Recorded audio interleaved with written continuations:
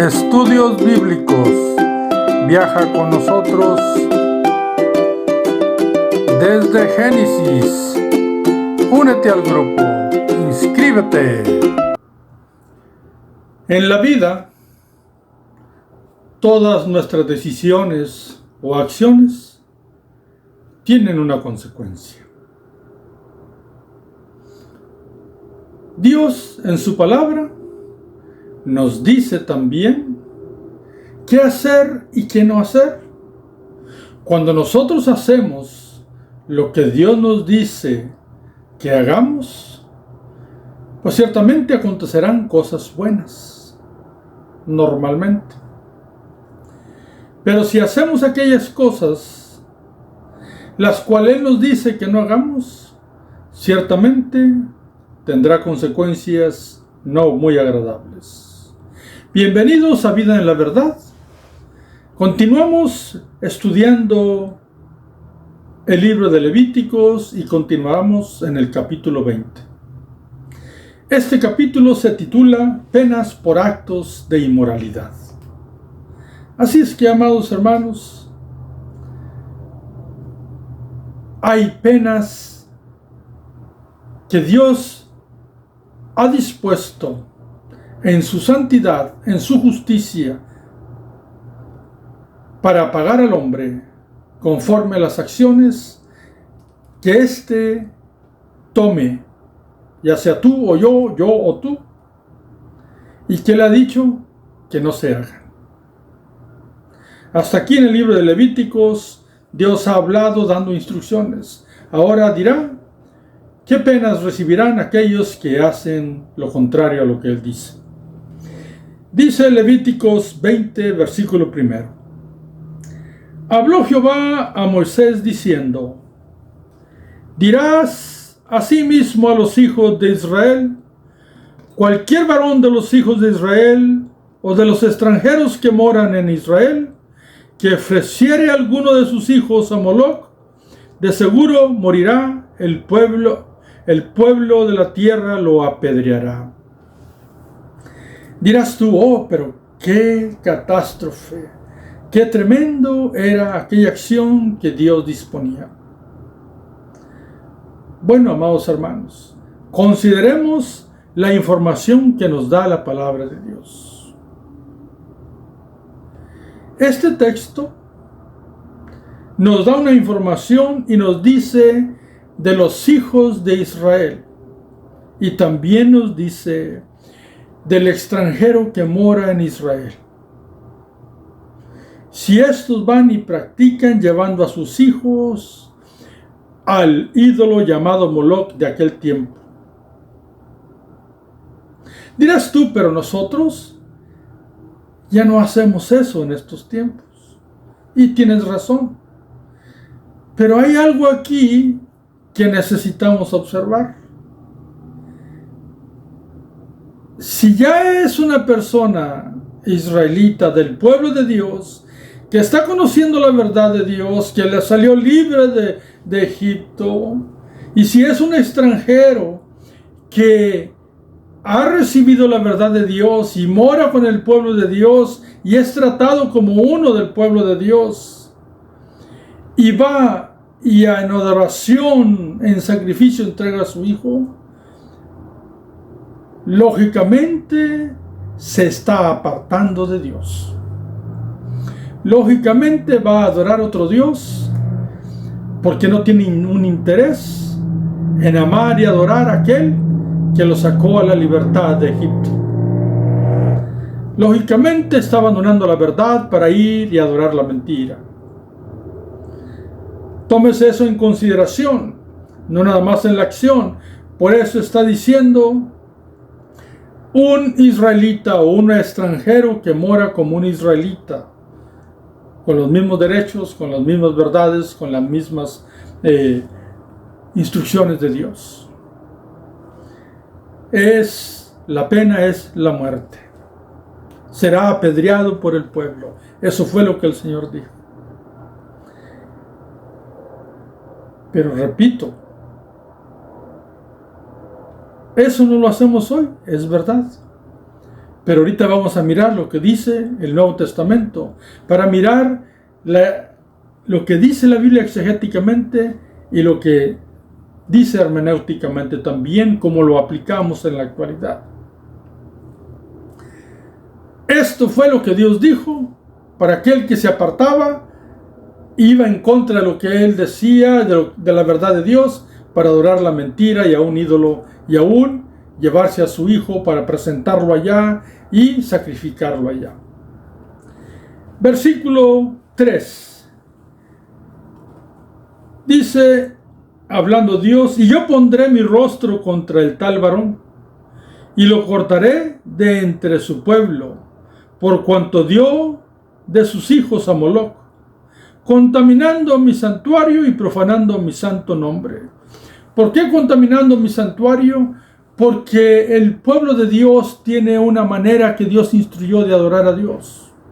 Entonces aquellas personas que iban y practicaban otras cosas estaban abandonando el santuario de Dios para ir e introducirse a otros templos. Y así ofendían el santo nombre del Señor, ya conociendo la verdad, conociendo la libertad y habiendo disfrutado de la libertad a la cual Dios los sacó. Por favor, entendamos eso. Dios es único, es excelso, es justo, es santo, es misericordioso, y Él no toma por inocente al culpable nunca, porque sería en contra de su naturaleza.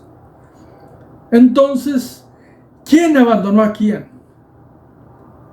Fueron los hombres. Cuando un hombre hace aquello, ellos abandonaron la verdad y abandonaron a Dios para ir a hacer otras cosas. Por tanto, Dios dice, yo pondré mi rostro contra tal persona. Por cuanto abandonaron mi adoración que yo les enseñé en mi santuario, y también ofendieron mi santo nombre. Versículo 4. La orden era que el pueblo se involucrara para que nadie así hiciera aquello. Aunque debo decirles que en la Biblia solamente se nombran muy pocos casos, quizás 2, de gente apedreada. Y fueron por pecados absolutamente fuertes que Dios dijo que no se hicieran. Y ofendieron a Dios. Fueron en contra de la verdad y fueron apedreados. Así es que en el momento que lleguemos allí lo vamos a hablar, pero nada más hay 2 casos. Y dice el versículo 4, si el pueblo de la tierra cerrare sus ojos respecto de aquel varón que hubiera dado de sus hijos a Moloc para no matarle, aquí le está hablando en dado caso que el pueblo no tomara acción, en dado caso que el pueblo estuviera como haciéndose de la vista gorda. ¿Entiendes ese dicho que significa mirando pero sin querer ver? Y no toma acción conforme a lo que Dios dice. Dice el versículo 5, entonces yo pondré mi rostro contra aquel varón y contra su familia, y le cortaré de entre su pueblo con todos los que fornicaron en pos de él, prostituyéndose con Moloc.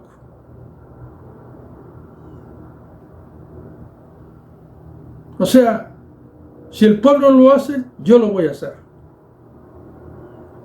Yo lo voy a hacer, lo voy a desechar. Y aquí es donde entramos, mis amados hermanos, en que ahora el pueblo pues no apedrea a una persona.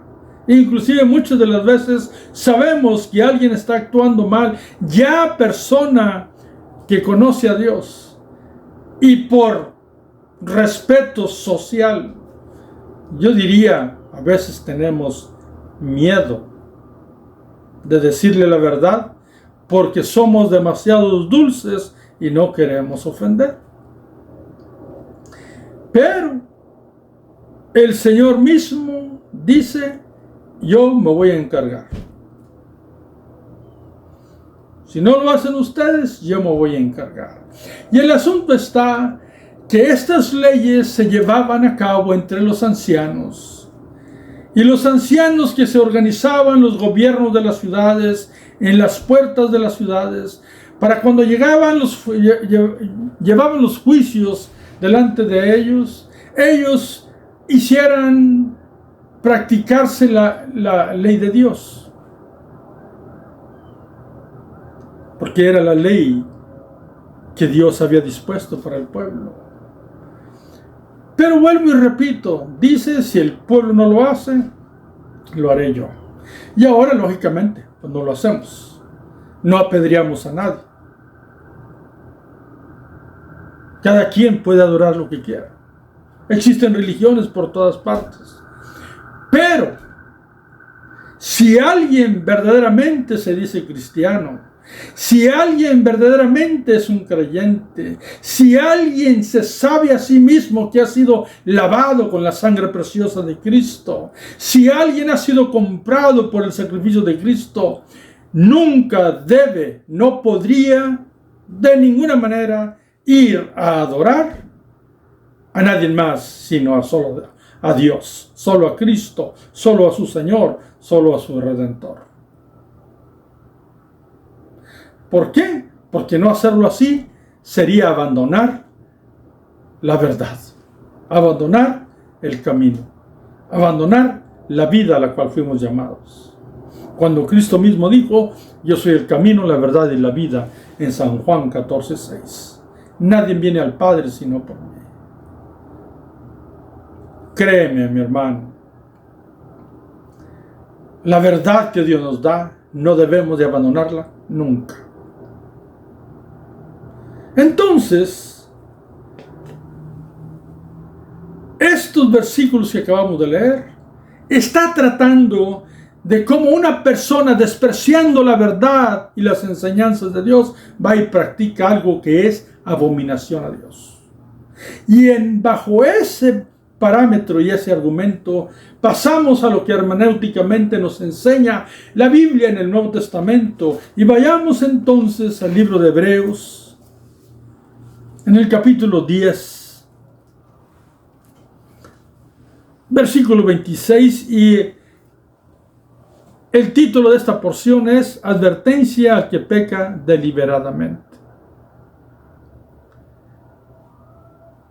Y dice en el versículo 26, porque si pecáramos voluntariamente después de haber recibido el conocimiento de la verdad, ya no queda más sacrificio por los pecados. La porción de este texto lo dice bien claro, pecar voluntariamente. Y antes de pensar otra cosa, déjame decirte, todos pecamos. Entonces, la Biblia nos invita a que sigamos leyendo para no tomar solamente un texto y tomar deducciones de ese texto. Pero nos dice que si alguien peca habiendo conocido la verdad, si alguien piensa que puede pecar y vivir en el Evangelio, no ha conocido la verdad. No ha conocido la verdad. Por eso algunos hermanos que estudian mucho y hablan de que una persona que es salva siempre va a ser salva, porque si se va al pecado nunca fue salvo, pues lógicamente el que conoce la verdad y la verdad le hace libre debe mantenerse en libertad. Pero si una persona que conoce la verdad de Dios, aún conociendo la verdad de Dios, va y peca voluntariamente, entonces dice que ya no queda más sacrificio por el pecado. Dice, sino una horrenda expectación de juicio. Sí, así lo dice la Biblia. Es exactamente lo que dice allá. Si alguien del pueblo, de alguien que vive ya en la verdad, va y hace algo de ir a la idolatría de Moloch, el tal ha de ser muerto.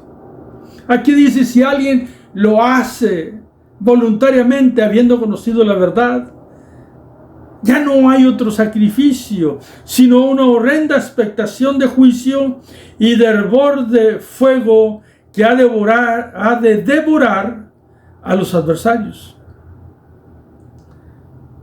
Hay una expectación de juicio. Entiéndase lo que dice esa porción. Lo que se espera es un juicio. ¿Por qué? Porque nadie que conoce la verdad debería nunca abandonar la verdad. Y si abandona la verdad, es que hay algo que está tremendamente torcido en su corazón. Ahora, todos pecamos, pero ¿de qué manera pecamos? Hay dos maneras distintas de pecar. La Biblia nos dice en 1 de Juan 2:1, hijitos míos, estas cosas os escribo para que no pequéis. Mas si alguno hubiese pecado, abogado tenemos para con el Padre, a Jesucristo el justo. Entonces, ¿de qué manera de pecar me está hablando la Biblia aquí? Bueno, vamos a seguir leyendo. Dice el 28, el que viola la ley de Moisés por el testimonio de 2 o 3 testigos, muere irremisiblemente. O sea, en el antiguo tiempo, aquel que hacía aquello moría sin que sus pecados fueran perdonados. Muere irremisiblemente sin que hubiese nadie que pague por sus pecados. Y dice más, el 29 dice, ¿cuánto mayor castigo pensáis que merecerá el que pisoteare al Hijo de Dios y tuviere por inmunda la sangre del pacto en la cual fue santificado e hiciere afrenta al Espíritu de gracia? Entonces, aquel que conoce la verdad, hay una manera que si entró al pecado y se fue, entonces él entra en un grave problema porque su vida la lleva a un nivel de iniquidad, de abominación.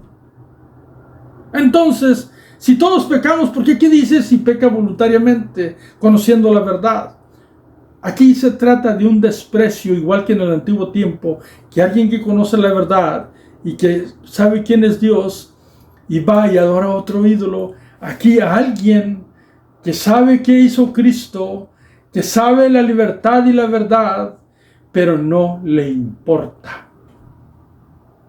Entonces desprecia la verdad que conoce. Desprecia la gracia que recibió. Y bajo ese parámetro va y peca. Todos pecamos, ¿de acuerdo?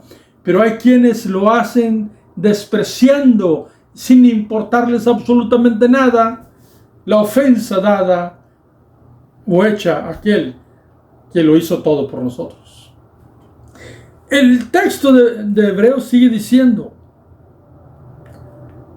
dice el versículo 30, pues conocemos el que dijo, mía es la venganza, yo daré el pago, dice el Señor, y otra vez el Señor juzgará a su pueblo.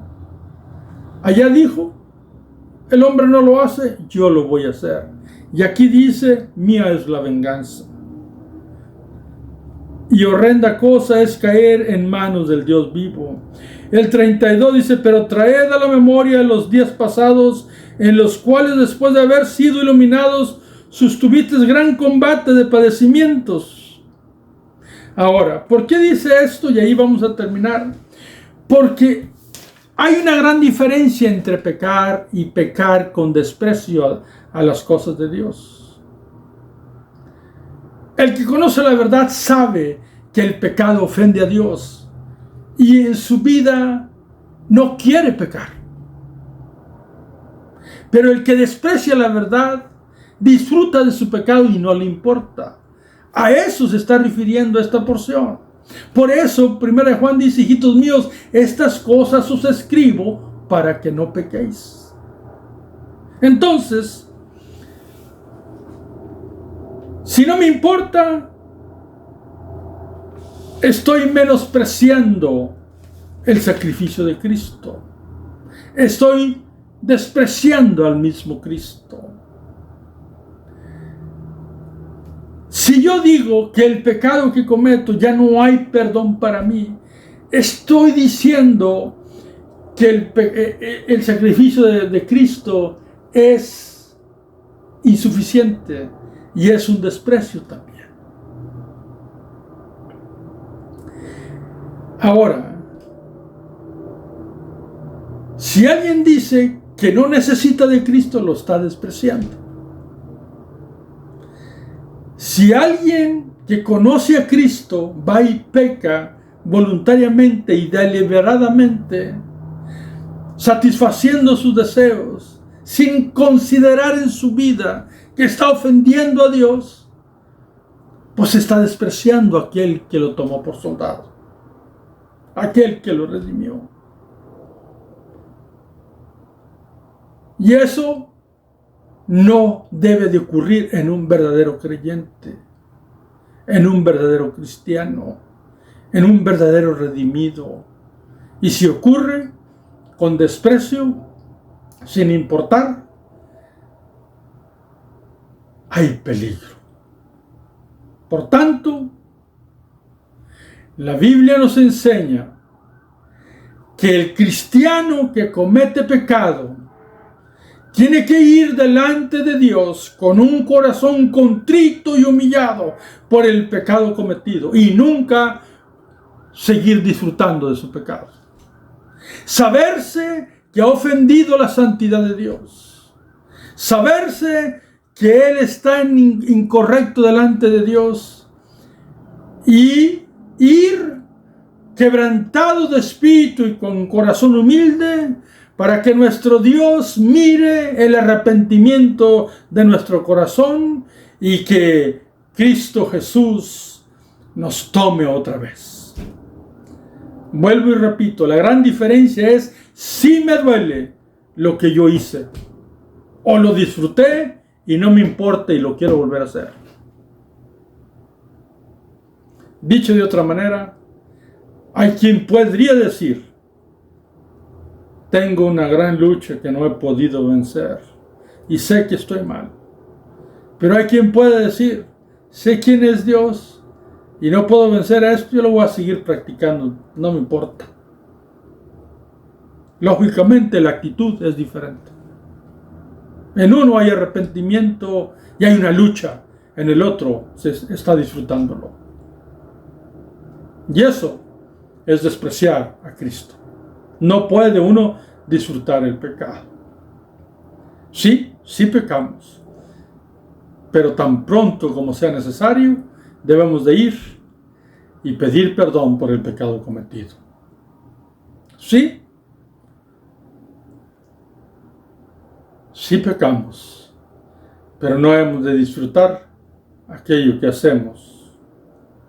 Sí pecamos, pero el Espíritu Santo nos va a recordar a nuestra conciencia y el Espíritu Santo se va a poner contristado, dice Efesios 4:30. Y nosotros hemos de entrar en palabras de humildad. Recuperarnos en el nombre de Cristo.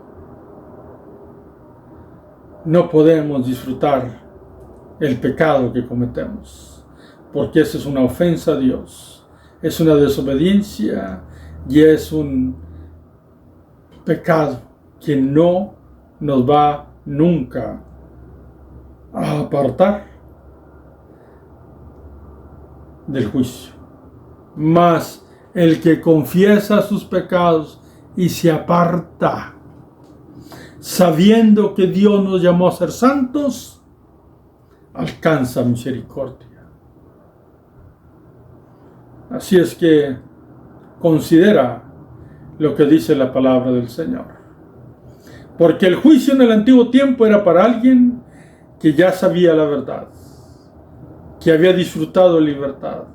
Y en Hebreos dice exactamente lo mismo. Por lo tanto, Había un juicio allá y aquí también hay un juicio delante de Dios en el Nuevo Testamento. Porque no podemos nunca dejar a nuestro Dios como si nada importara. Porque Él es nuestro todo y solamente en Cristo estamos completos. Que Dios me los bendiga, amados hermanos, que Dios me los guarde siempre en el poderoso nombre de Cristo Jesús. Amén.